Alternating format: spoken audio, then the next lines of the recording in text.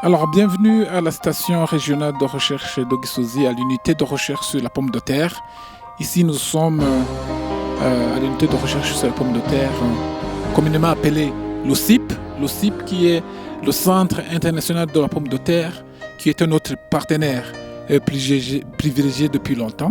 Et donc, les gens ont gardé son nom d'OCIP, mais en réalité, c'est le Centre de recherche sur la pomme de terre à l'Isabogisozi. Alors, ce que nous faisons ici, nos activités tournent autour de 4 axes. L'axe d'amélioration végétale sur la pomme de terre, l'axe de d'essai agronomique, l'axe de transfert de technologie et l'axe de multiplication des semences. Alors, nous allons sans tarder entrer au laboratoire de culture in vitro, qui est l'amont, vraiment l'amont de la filière semencière de la pomme de terre au Burundi. Alors c'est ici notre petit laboratoire de biotechnologie végétale ou au laboratoire de culture in vitro. Donc on vous donne le bienvenu au laboratoire. Et comme vous le savez, ou si jamais vous ne le saviez pas, il y a des conditions qui sont exigées pour entrer au laboratoire, donc pour éviter que le labo soit contaminé par les microbes, les bactéries, les virus et les champignons. Donc nous devons enlever les chaussures et puis on va nous donner de nouvelles chaussures à l'intérieur.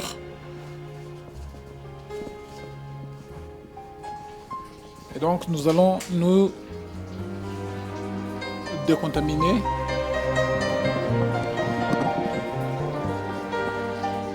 Et donc on va passer à la décontamination.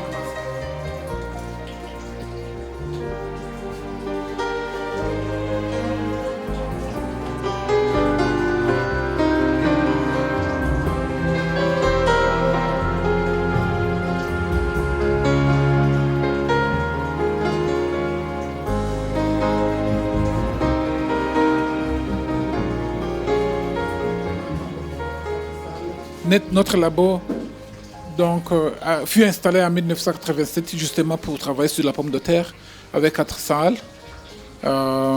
Donc la première salle qui est la salle de stérilisation, la deuxième salle qui est la salle d'OPZ, la troisième salle qui est la salle de micropropagation et la quatrième salle qui est la salle de croissance. Nous disposons maintenant de 3 petite salle de croissance parce que le labo travaille sur plusieurs cultures, notamment la patate douce, la pomme de terre, le bananier, la colocase, le manioc, le stevia et autres. Alors, merci pour venir dans notre laboratoire de biotechnologie végétale. Ici, dans cette salle, nous sommes dans la salle de lavage et de désinfection, qui est la première salle. Sinon, le laboratoire comporte 4 salles. Et dans cette salle, vous avez des équipements, notamment des équipements qui nous aident à faire la stérilisation. Nous avons des équipements qui font la distillation et nous avons des équipements qui nous aident à préparer le milieu de culture. Alors, comme vous le voyez, ici, c'est l'autoclave, un équipement, un appareil qui est plus ou moins sophistiqué, qui nous facilite la stérilisation du milieu de culture. Vous avez ici l'appareil qui fait la distillation de l'eau. Vous avez cet appareil qui fait qu'on appelle étuve, qui nous aide à stériliser les outils de travail. Et vous avez ici un nouvel appareil qui nous aide à faire la stérilisation aussi et qui nous permet, si vous voulez bien, d'obtenir de l'eau bidistillée. Donc il fait la double distillation. De l'autre côté, vous avez des conteneurs, donc des bouteilles dans lesquelles nous faisons la stérilisation du milieu de culture. Alors, il faut remarquer que nous utilisons des moyens de bord.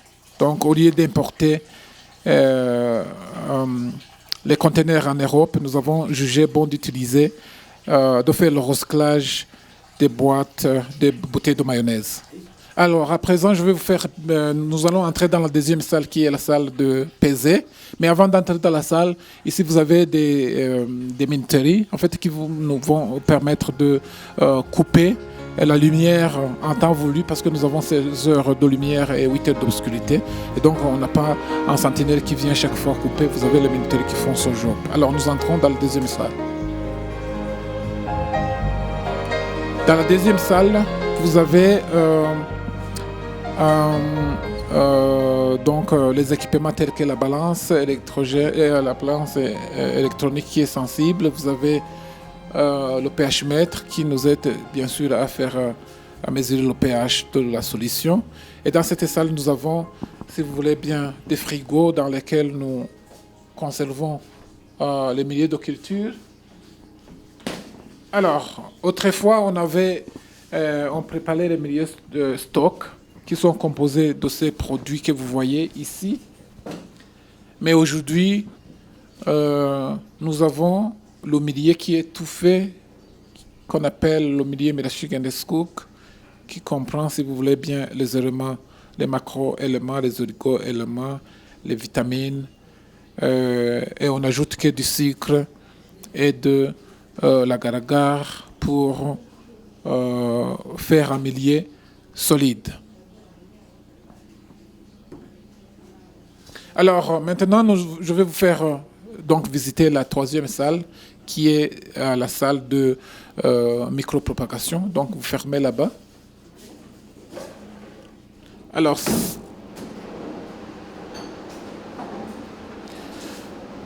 dans cette salle, c'est là où on fait la micropropagation, donc la multiplication des vitroplans d'écriture à multiplication végétative, telles que la pomme de terre, la patate douce, le manioc, le bananier, le stevia et autres.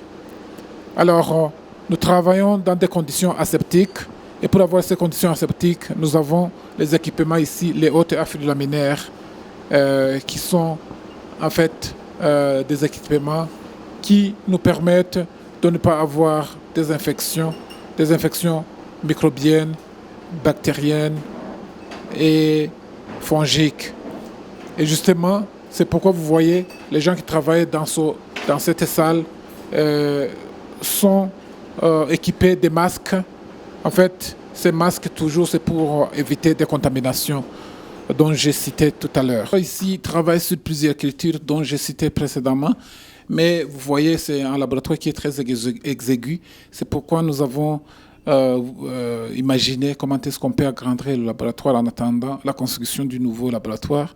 Et donc, nous avons ici à côté d'autres salles dans lesquelles on met les autres cultures telles que le bananier, la colocase et la patate douce. Et donc, nous avons aussi d'autres équipements qui sont plus ou moins sophistiqués, qui vont nous aider à faire d'autres techniques, notamment la thermothérapie et la recherche sur les espèces qui habitent ou qui s'adaptent dans les régions chaudes ou dans les régions humides.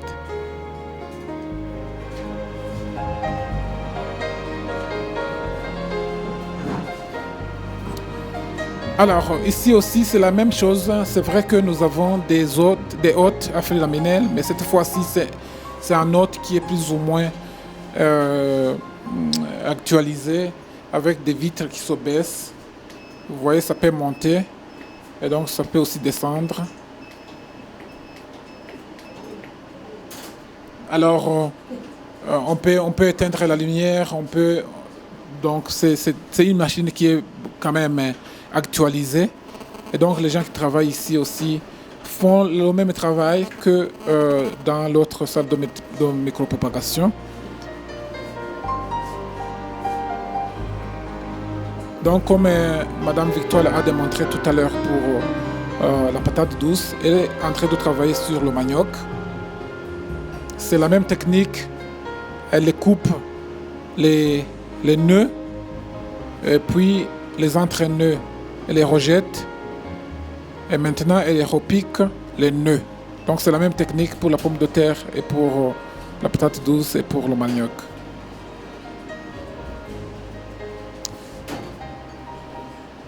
Donc vous voyez qu'à chaque fois qu'elle ouvre la bouteille, elle doit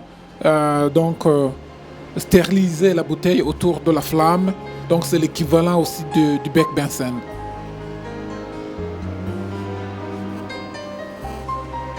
Alors cet appareil ici,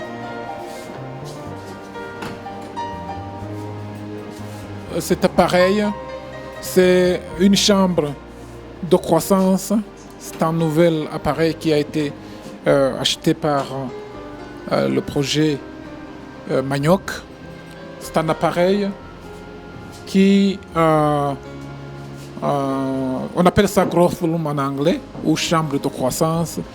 En fait, c'est un appareil qui va nous permettre de planter différentes variétés soit de patates douces, soit de manioc, soit de riz, n'importe quelle culture, dans des conditions voulues. On peut, si vous voulez bien, programmer la température et l'humidité et mettre les cultures. Et si vous voulez, par exemple, sélectionner du riz qui est adapté en haute altitude, vous venez ici, vous programmez la température, puis vous mettez le riz et il va pousser.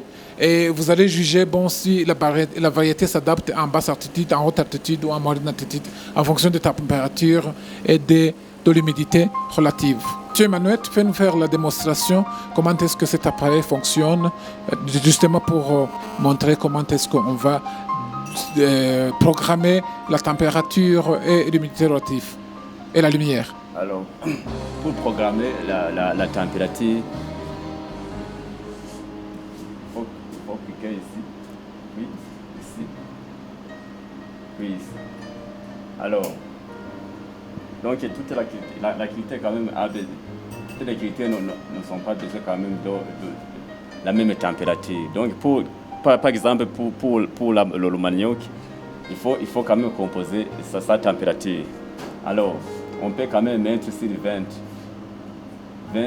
ou bien 28 pour le manioc, le 28 pour le 28 degrés. Donc, il faut entrer ici. Alors, le 28 degrés, ça s'affiche ici. C'est donc pour la température. Et puis pour l'humidité, on clique ici et puis on entre quand même son humidité relative. Par exemple, on peut quand même écrire 80 et puis on entre ici. Alors, ça c'est pour la température et l'humidité. Et puis si on peut quand même allumer les lampes, le directeur vous a dit que quand même ça c'est une chambre de croissance de tout court. 8 heures d'obscurité, 16 jours, donc c'est 16 heures de lumière. Ici, on peut allumer les lumières à l'intérieur. En allumant donc les lampes, on clique ici. Il faut cliquer ici sur les lampes ici. Et puis, on fait comme ça par exemple, 100% de lumière. Puis, on clique ici. Et puis les lampes s'affichent à l'intérieur. Ça veut dire qu'on peut mettre les cultures dans les différentes chambres. Oui. Tu peux mettre dans la première chambre, tu peux mettre dans la deuxième chambre, tu peux mettre dans la troisième chambre. Alors pour programmer la deuxième chambre, tu vas faire ici. Tu vas aussi mettre ce que tu veux. Tu entres, puis ça s'allume.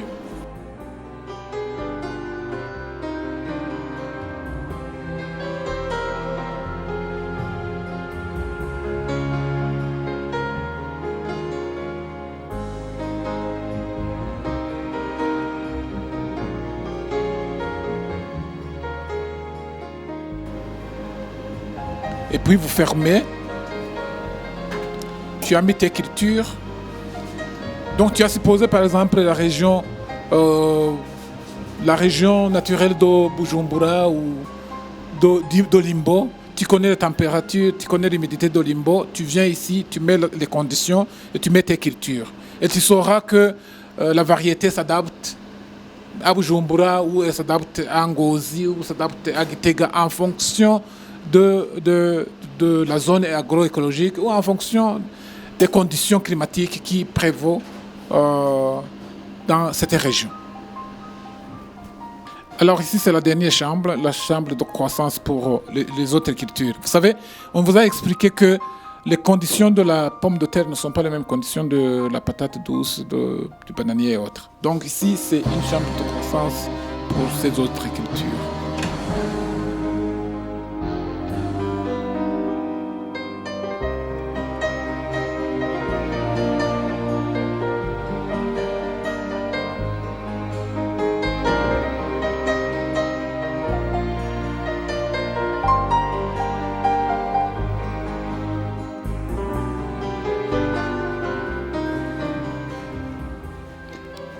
Alors ici, vous avez, voilà, c'est une nouvelle chambre de croissance. Vous avez ici le manioc.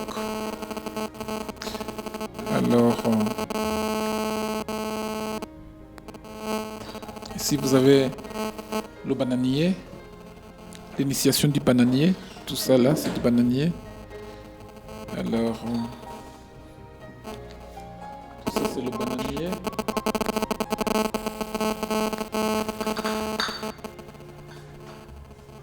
C'est le bananier à multiplication. Alors, je vous ai expliqué que ça c'est l'initiation du bananier et ça, c'est la multiplication du bananier.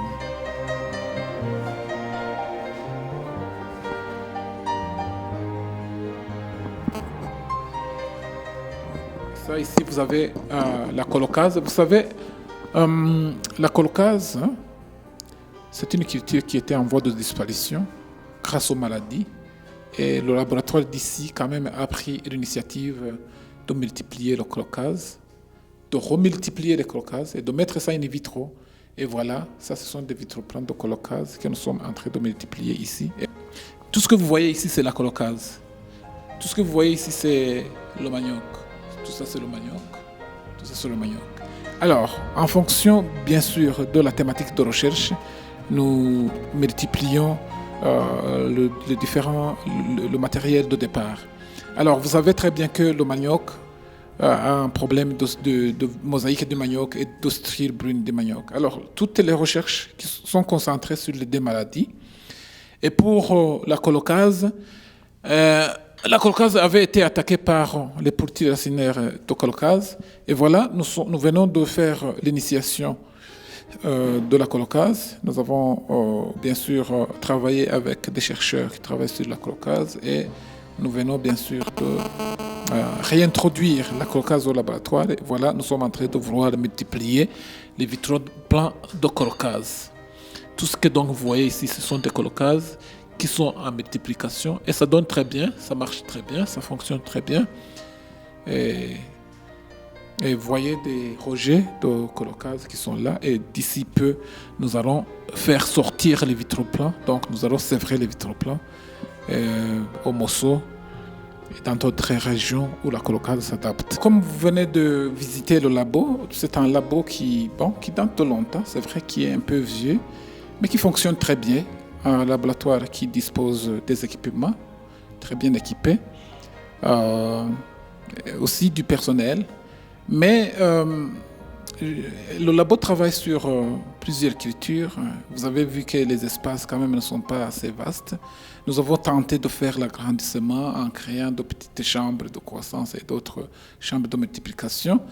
Mais dans un futur proche, nous espérons avoir un centre d'excellence où on aura bien sûr un laboratoire de biotechnologie végétale digne du nom, avec des salles de biologie moléculaire, de phytopathologie, d'indexage viral ou de thermothérapie. Et nous avons des équipements, vous avez vu.